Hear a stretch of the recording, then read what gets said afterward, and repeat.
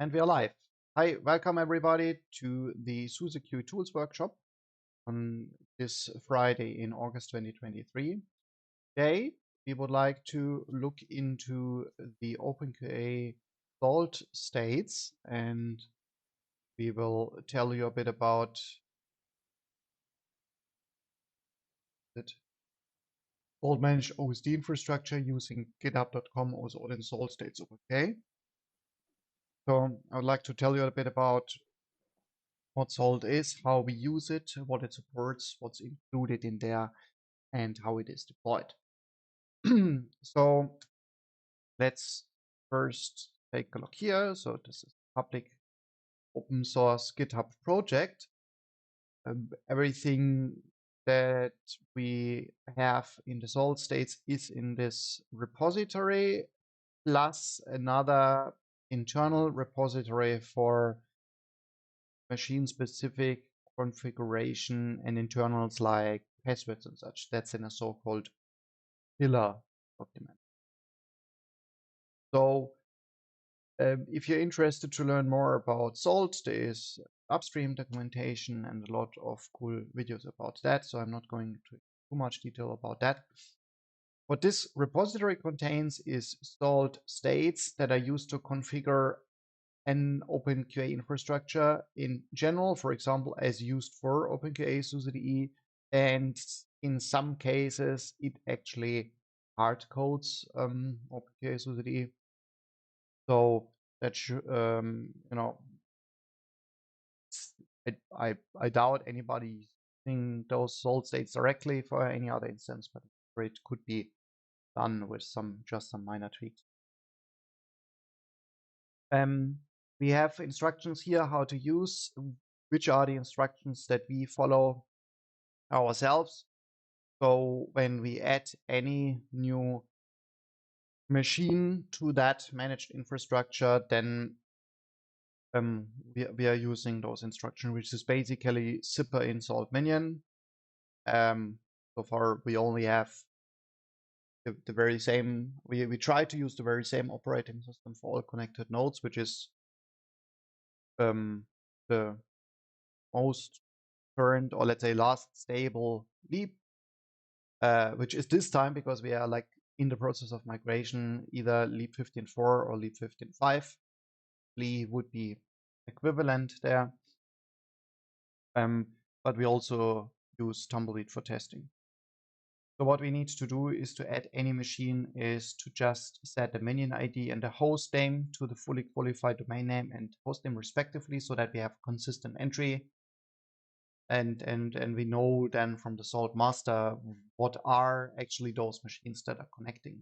Then we are telling it to use the master. OpenQA SUSE is the Salt master. It wouldn't have to be on that host, just on that host. So that role can be shared. And then there is a concept of a role in Salt, and that's what we are using. So for example, we have the role of an worker, which means OpenQA worker. If we do that for an OpenQA worker, then we need to add the worker conf in our Salt pillars. And I will show you a little bit in detail how that will look like.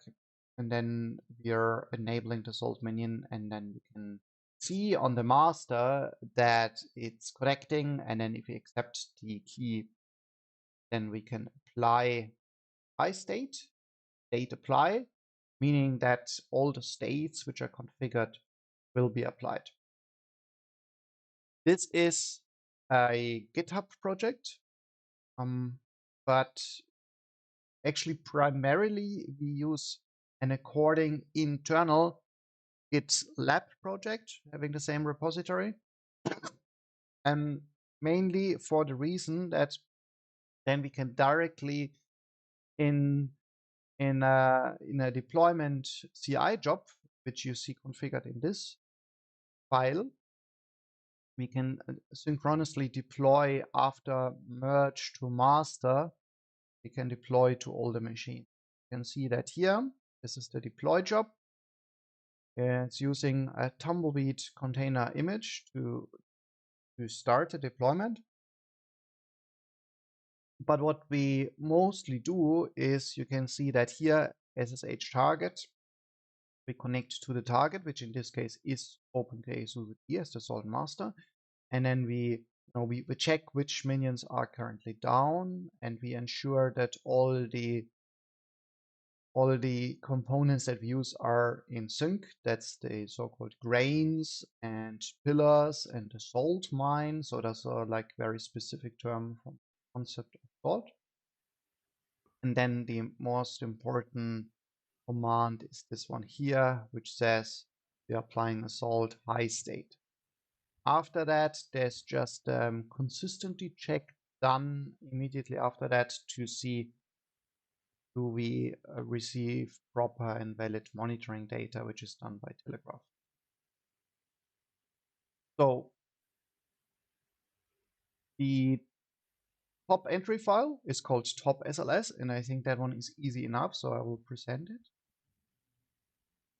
What you can see here is a list of states, and those are filtered by the role.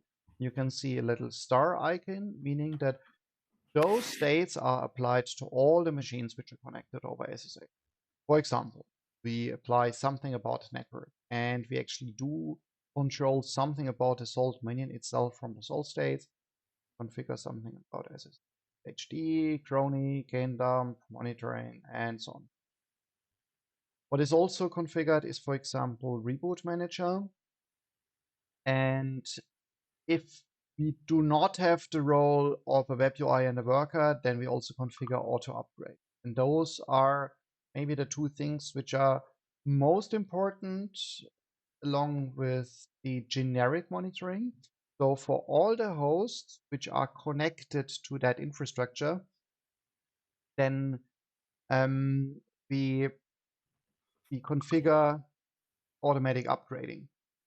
And that means that we can benefit from the states that we supply here, regardless if the target is an OpenKE machine or not. Okay. For the role of a web UI, which is right now a single host, OpenKE SUSE, but could also be multiple ones, what we do is we apply some patches to Salt Master. So we have some tweaks to the config. Then something about etc master. I don't know what that is, but we can take a short look afterwards. OpenKE server, which is the main state to configure actually, well, OpenKE in its role as a web UI here. Also the SSL certificate handling. I can also present that.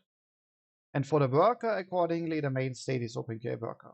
And some things about repost here, NVMe, some additional scripts, Open vSwitch, iSCSI for multi-machine, including some, sometimes like some product issue workarounds are also applied here. You can see here, this is the equivalent to the auto upgrades that we did in before, but now if we are talking about an OpenKE web UI or worker, then it's actually an auto update. So by strict definition, an upgrade as defined within the scope of SUSE or OpenSUSE. Well, we have patches, like only not functional changes as in security patches, then, or like critical bug fixes. Then we have updates or new versions of packages, and then upgrade would be when it involves changes that can also involve new dependencies or change dependencies or major upgrades of components that actually need further, that might need further changes for operators. So why the difference? The main reason is because for the web UI and the worker, or the OpenKE involved machines in particular, we do have a separate deployment which we did present. Yeah, it's mentioned here on the wiki, but we also did present, I think, last year in a. We have a monitor host. This is why there are some monitoring, including SSL certificates, configured here. And since then, we also had additional roles and also like a specific worker can be covered. So you see we have storage host that we use for backing up. We have a Jenkins role covering the according Jenkins host. And we have OpenGL Pi worker. As you can maybe guess, this is in Raspberry Pi where special rules are applied. So, any specific states that you would like to take a look into in more detail? Let's take a look at Reboot Manager, because that one should really be simple enough. So some states are configured in individual files, and some are configured in folders. So Reboot Manager, what this thing does is, well, basically two things. One is ensuring that the configuration file has a maintenance window configured as we like. The default is at 3 and we just shifted to 330. And the second thing is that we have the service enabled. Of course, what that needs is the package. So this is why we say here require Reboot Manager. Means that Salt also ensures that the Reboot Manager package is in. Yeah, right, Tina. That's the part about deployment on OpenGL OpenSUSE org, and there was, I think there was also another one about the deployment on OSD. Not sure. Yes. Other states. Now I'm interested. What do we actually do about Salt itself?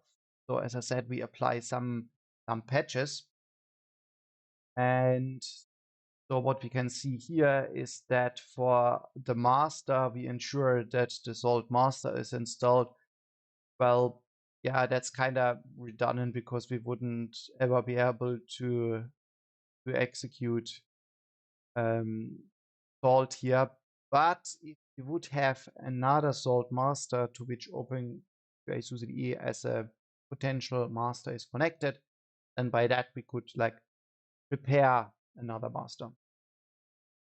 There was some problem, some warning that popped up. So this is why we do that changes here. And also you can see here that in the etc salt master config file, we can change, for example, the timeout, which is in effect for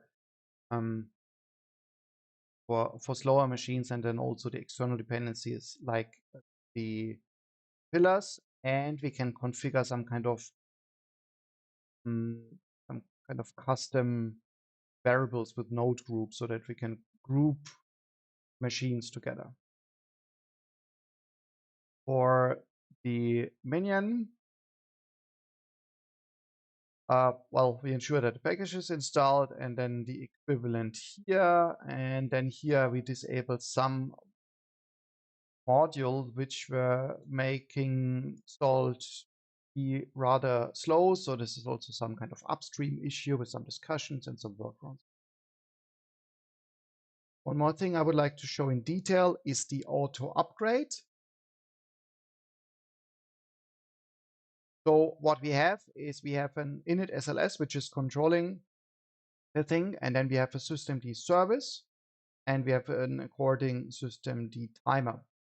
So the timer is triggering the service, and what the service does is executing one command line, which is calling zipper dub with non-interactive include reboot patches and some arguments so that it does a good job by default to keep everything up to date, which is allow it to agree with licenses automatically, replace files, and to be sure download in advance, because sometimes one might lose network in the process of upgrading, and then you might have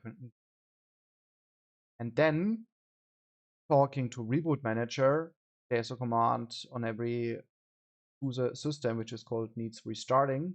And if that one tells like, yes, there are patches included, which now mean that the system should be restarted, like new systemd version, new kernel version and such, then we are telling reboot manager to reboot.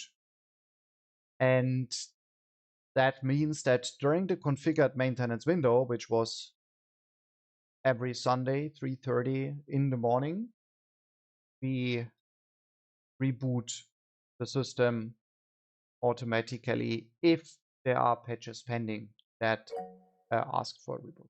Pavel. Yeah, so the Leap instances have reboot manager installed, right? That's Yes. Yeah, and the reboot manager is doing some kind of randomization, so it does not restart all the machines at the same time, or not?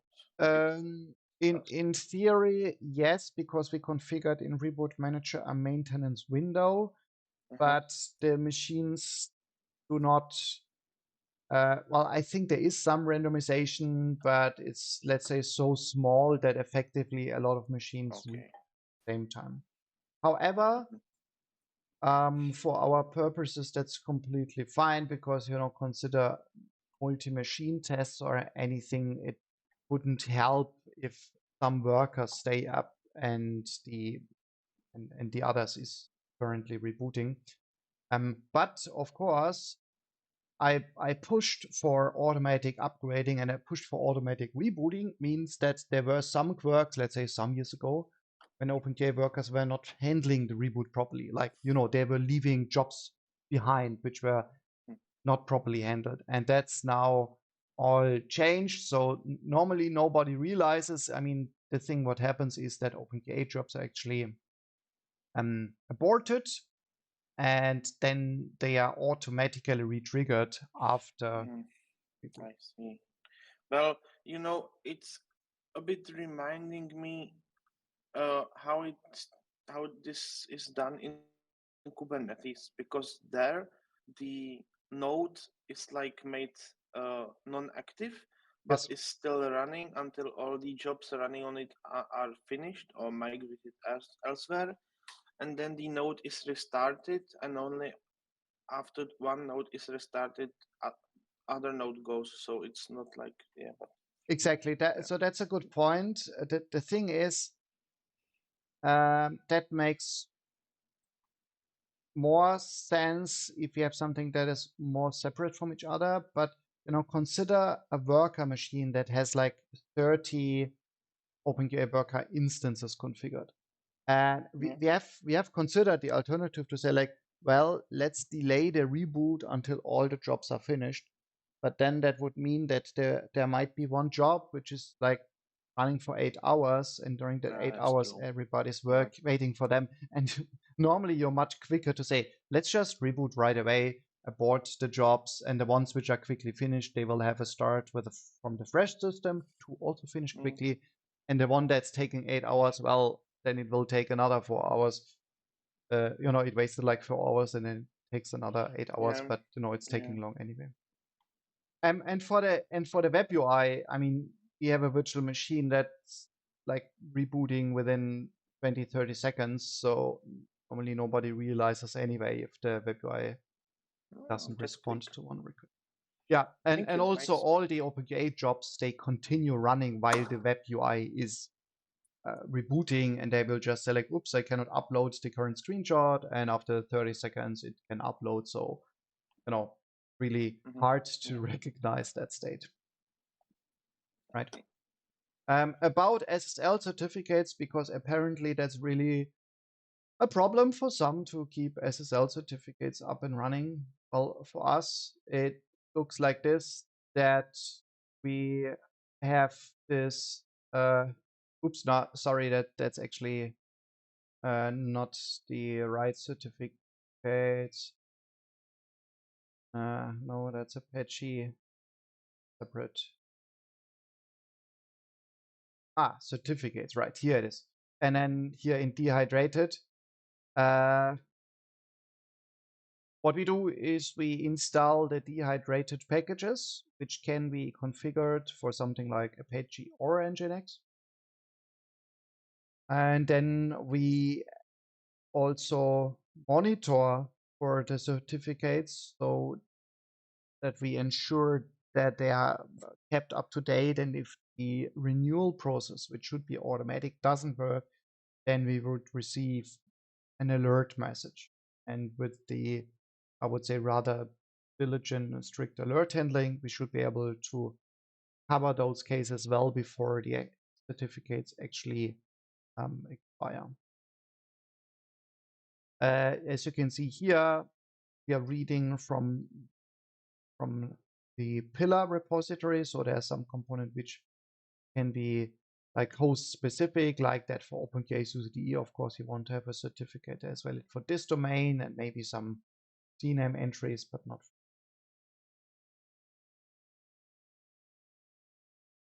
Yeah. So what else? Monitoring. So monitoring is a rather big folder.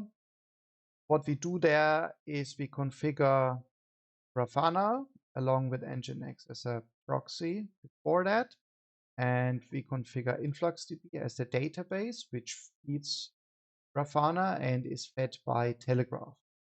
Telegraph is running on the monitoring host as well as all the connected nodes, and with some additions depending on the role. So for example, you see that we have Telegraph common config file, like, CPU usage, the storage space. That's something that's common for the node. But we have something that is a specific extension for the OpenQA Web UI, like that the number of database rows returned in SQL queries doesn't exceed a certain limit. And for the worker, we also check something additionally, like, for example, that we can reach the web UI itself, that we can reach the minion dashboard, which is for each OpenQA worker in cache instance. And we are also ensuring some parts for, you can see here, the OpenQA worker cache service, and then here for each single OpenQA worker instance. You see it's scaling by the number of workers, which we read out from the worker config. We configure the settings worker instance.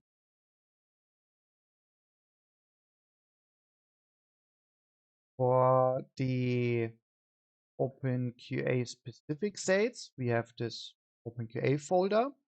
So, all the other things are what are generally also applied regardless if the minion is OpenQA. And then OpenQA, this is specific about the web UI and the worker. For example, we have, let's take a look. Sorry. The main entry files are server and worker. So let's take a look into server. That's the web UI as server. It has some additional dependencies. Of course, that's the main one, OpenQA.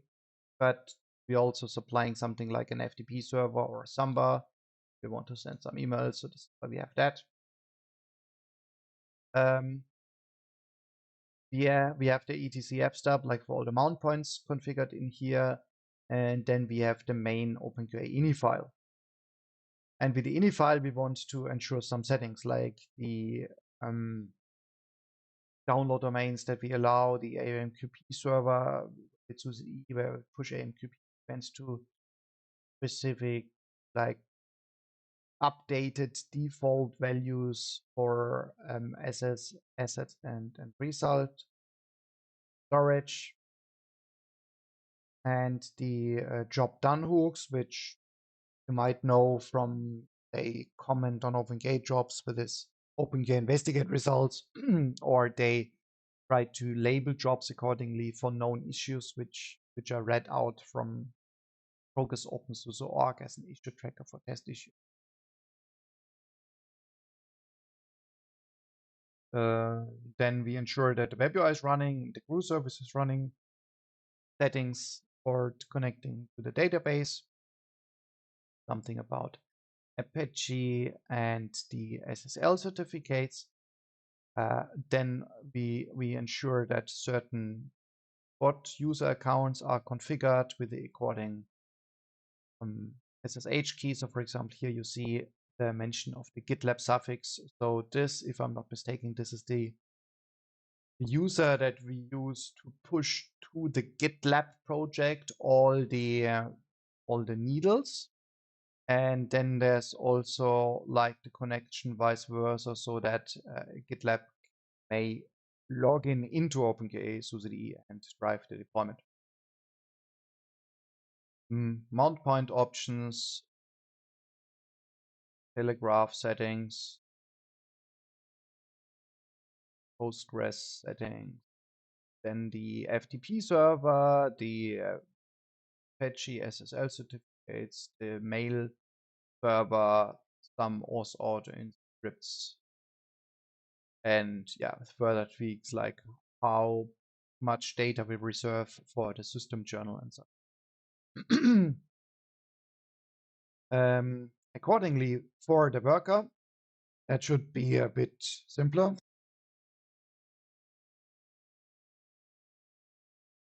We have a list of packages. Of course, the main one is the OpenGA worker package, but in some cases for well, actually, since we started that list, we have added a new package, which is also OpenSUSE OpenSUSE Depth.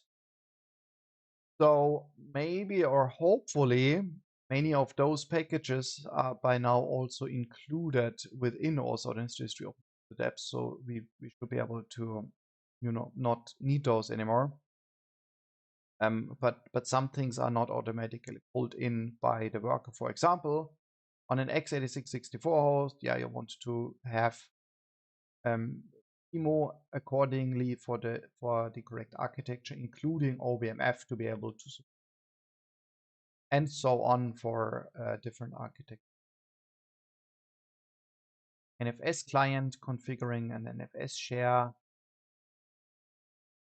And then the most important part maybe is the workers ini file. And that one you can see is reading out multiple data entries from elsewhere, from the pillar documentation, from the pillar configuration. So for example, for each worker, we can configure how it is known, like the FQDN, if it's not already properly readable by default. And then we have this complete list of all the individual instances. There's like a worker which is connecting to 20 other hosts acting as a jump host, like to connect to the bare metal hosts. And then you have certain settings in there, and the worker class, and the password to connect to the Hyper-V host, and the username, all those things. So those are all coming from the pillar repository, and they are filled in accordingly for each worker and for each worker instance. The second important file for the OpenGA worker is client-conf, and there, of course, what we want to set is for each enabled web UI. As you might know, an OpenGA worker can connect to multiple web UIs, and for each web UI, set an according key and secret pair. After that, we handle the services. So we configure the service, make sure that it's running unless it's masked. And then to be able to, to access the system, make the live mode work, and to be able to support multi-machine tests, we are configuring the firewall, we're putting devices in trusted zone, and Yeah. And then there is more in the Open vSwitch configuration file.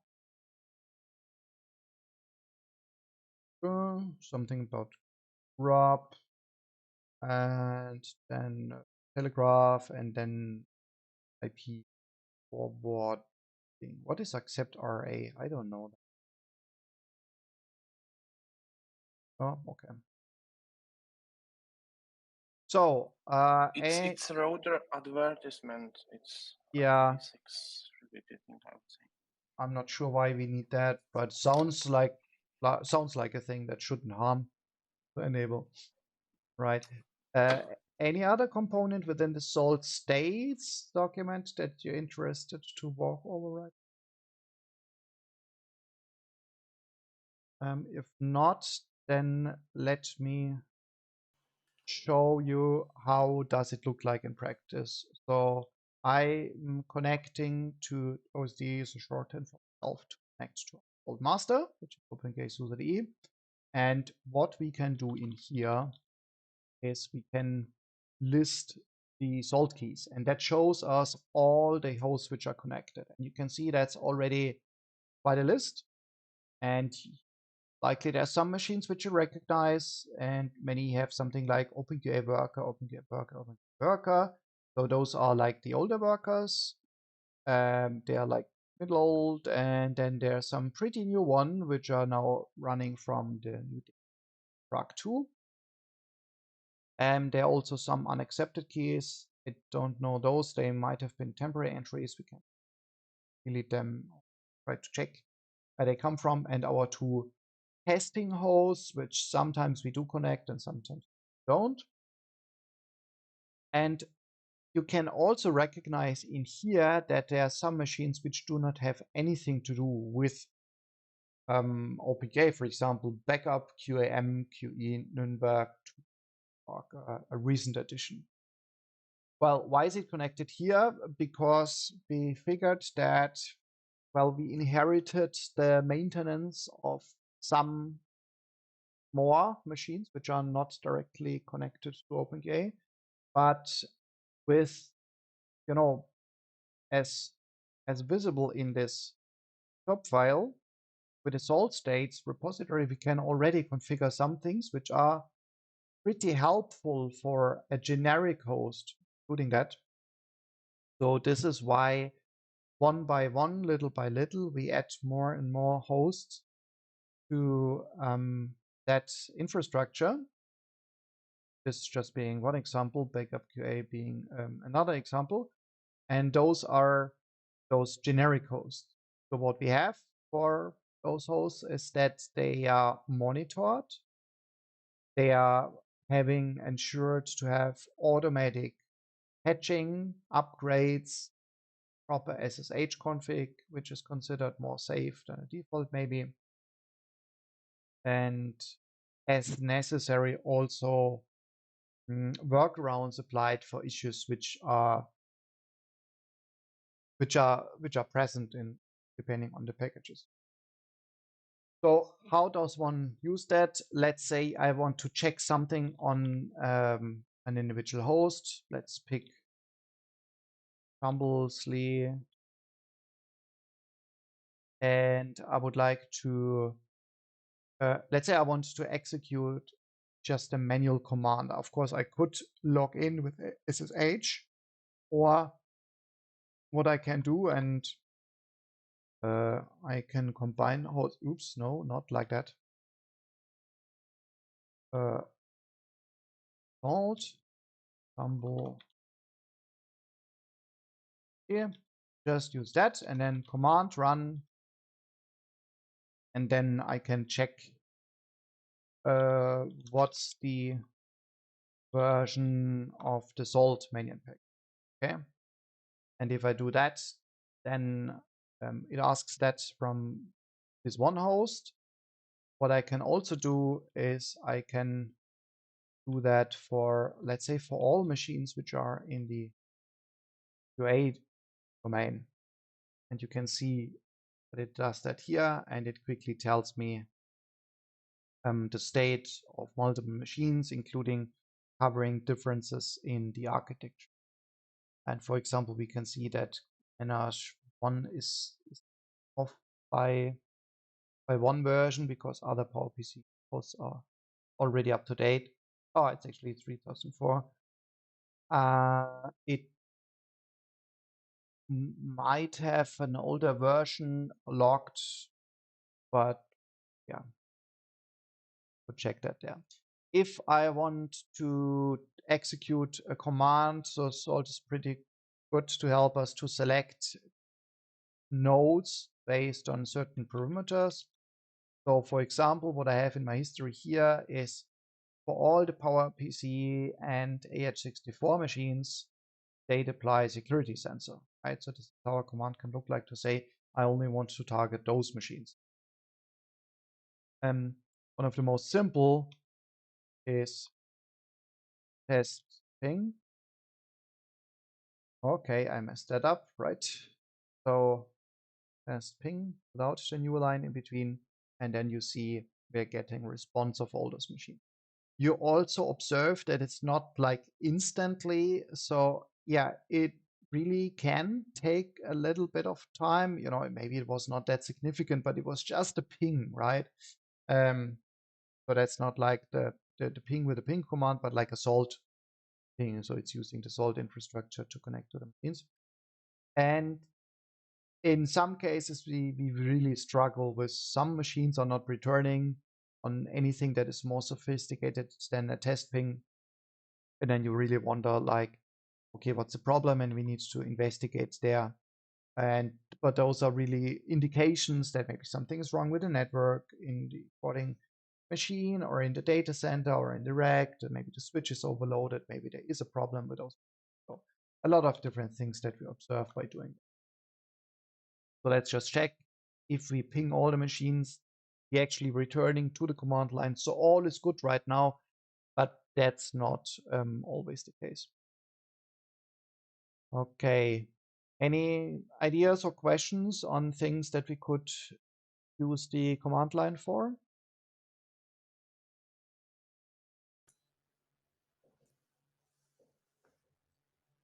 You can run it, you can use it to run arbitrary commands, which is useful. Yeah, so that's really, it doesn't have to be something salt specific. It can really be, I could run super n up, right? Checking Etsy release, for example, I find quite handy to see if the systems are in the same state. Yeah, true. Good idea. So let me just abort that. What Salt actually tells us now is that the job is actually still running in the background, and at any time later, I could run that, and then no, sorry, I'm apparently not using the clipboard correctly here in this web terminal. Sorry about that, but you know, one can run this command and then look up the results of jobs at a later time. What Liv said is now sudo salt star command run cut et os release. Then we see like the version of the operating system. There's something built in Salt, but you know, then maybe we don't know exactly how it should sound like. Apparently, it's not OS under release because there's nothing returned. Let me just check. One host brains list, I think. Was it grains list? I think it was No. grains items. Oh yeah, sounds better. Brains items. By the So way, yeah. if you wanted to know what it is, then there's usually a documentation page like this, which starts with salt modules and then something, and that's what we type here in the command line. Yeah. So I just wanted to say one can use Salt as just a remote execution handy tool or as a proper way to handle states. So with GrainsGet OS release, we could just check all the hosts, which would be equivalent to just calling cut etc. But there's not that much of it. Of course, if I want to integrate that into states, then it's important. Yeah. Or one of my other bookmarks is that about Salt module state. Yes, That so I'm contains, also for using. instance, state apply, what you often use to apply states manually, and also some other things like clear cache or usually you just need those two. But you can also, for instance, only apply a specific state. Notes regarding that and other useful commands are actually also in the README file of our Salt States repository. So you should check it out if you want to use Salt and are interested in some useful That's commands. here common Salt commands to use. It mentions here that's like the generics that apply, how we run a single command, and how later you can, for example, say only run that state by ID. Yes, I'm just mentioning that because the documentation is often not so easy to read. Also, you should likely familiarize yourself with it if you really want to use Salt more on your own, because at some point you normally get used to it. And I've also linked the Ginger documentation in the chat. That's actually the first link I've mentioned here, because that's actually for the weird syntax Oliver was showing you all the time in these files, where you see this. Yeah, like the double curly braces. Yeah, the curly braces and weird commands which look like Python but are not Python. It uses Python under the hood, and the syntax of Python is supported to some extent, but not everything. So you really should read the documentation because it contains useful information and idioms to use there. Yep, good point. So, for example, this file, it looks like a YAML file, and it mostly is a YAML file, except for this one line and this one line, which can help you to recognize that this is actually a Ginger template. Okay. Yeah, here you can easily see where it diverts from Python. Of course, Python uses the block indentation for scoping. That isn't really going to work in such a templating scenario. So you have, for instance, if and end if. Yeah, that's definitely different than Python. And you also have some other commands. If is basically more of a command in this context, and other commands would be set to set a variable, which is also different from what you've used in Python. But what comes next, the access of some map element is very much like you know it from Python. So it's really a weird mix. Yeah, but one gets used to it. One can also render a template manually on even locally if you just check out the repository. And that's also useful to just check the template rendering. But that useful command is also in the README as mentioned before. The Ginger rendering, you mean? Yes, at least somewhere it should be. There is, yeah, for example, this show all states in SLS files. I think that one already passes it, processes it at that level, right? Yes, I think I've mentioned it somewhere below when it came to Grafana here, right. and alerting. Yeah. Because that's a whole difficult thing on its own, and it was useful to test the rendering separately. Right, that's cool.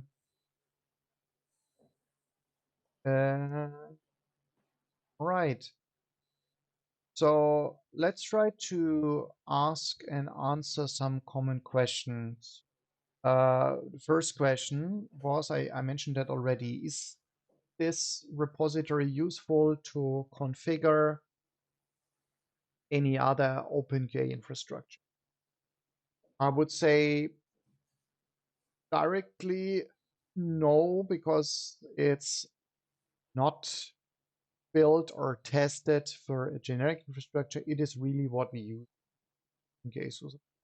However, you can either take individual things as an example and as a template to apply, and then do the equivalent either with salt or without salt. Or what you can do is you can actually try out the whole thing, because it's visible in GitLab CI. We do test the content of this repository. We test it mostly by for each individual role, we have a clean environment in a container, and then we are calling salt first with mocking, and then second with the test call to make sure that the salt state is properly applied, with some exceptions. For example, there's no handling of systemd services. In an environment, we do not have systemd enabled, but all the other things are there. And then, for example, for the web UI, one can check the output in the generated OpenGA ini file. For the worker, one can check the workers ini file. And for monitor, we check that Telegraph can actually read the configuration properly so that the syntax is.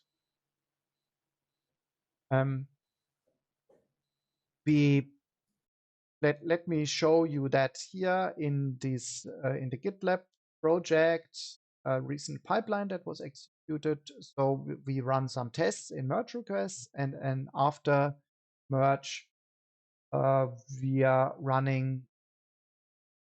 Where can I? Here we are running that deployment pipeline, so that one. No, sorry. So this is just the test before. Where's the coding merge request? Okay, let me look up that pipeline with the 3 check marks. That one looks better. Here we go. So we're running the test steps. We are running the test steps without the mocking, and then we do the actual deployment. That's the file which I showed you initially.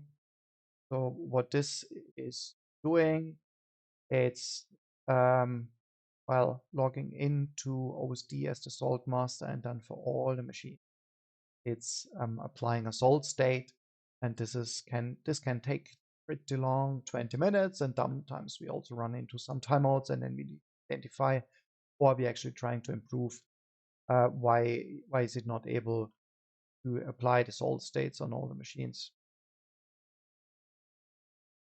Yep.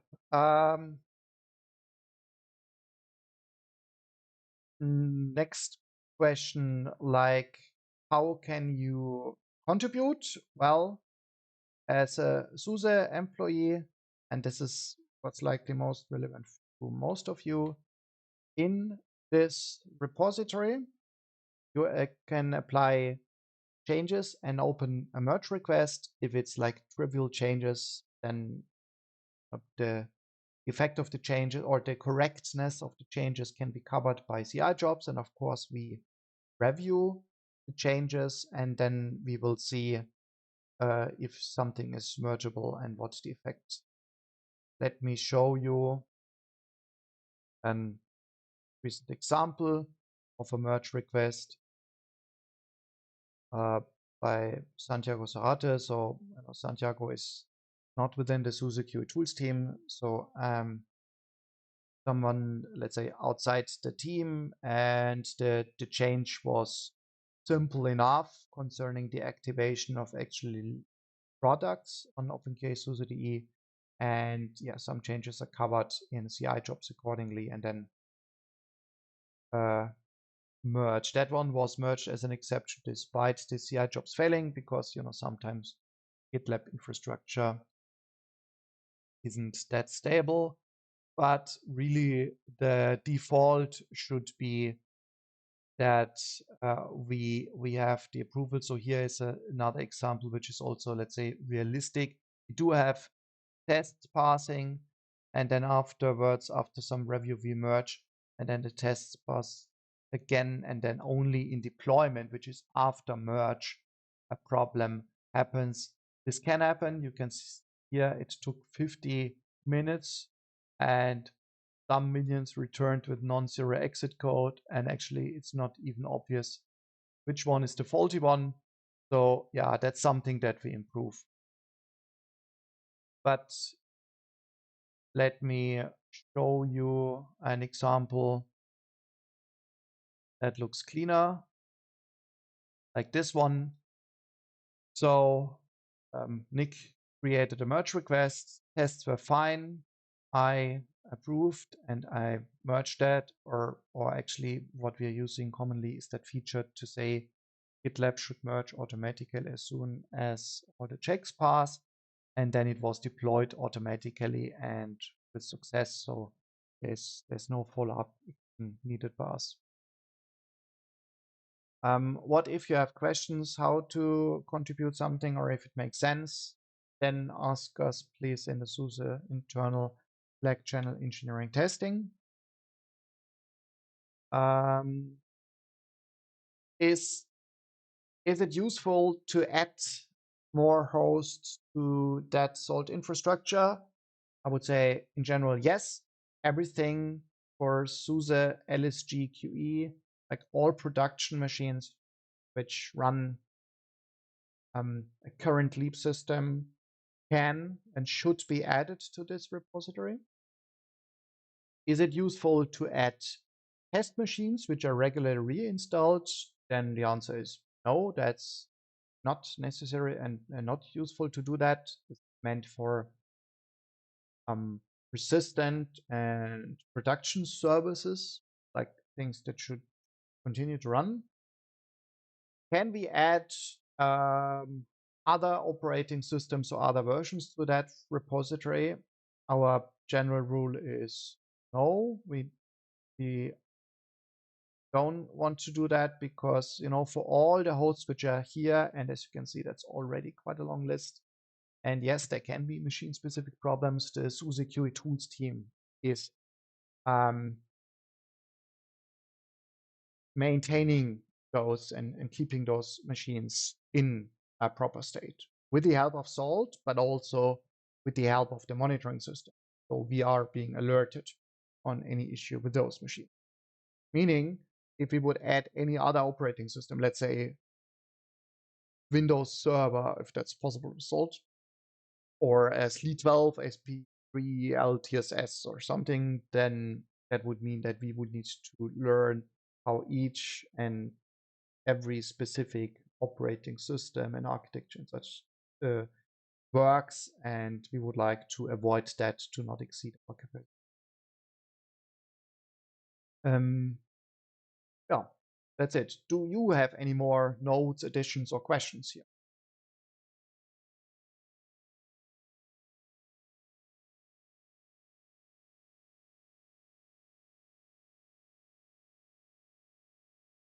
Nope, doesn't seem like it. Okay, that's cool. Then that's it for the workshop this week. For the next week, actually, originally we had a topic planned, and then plans that shifted a bit. So the next week, so far, the topic is actually not defined yet. And the week after that, according to plan, Tina, are you happy to, on the 25th, still to present and talk about automatically identify product issues? OpenCase? Yeah. That's cool. So I won't be able to attend there, but I'm looking forward to watch the recording, and I'm suggesting all of you to join at this time. With that, let me thank you for your attendance, and goodbye.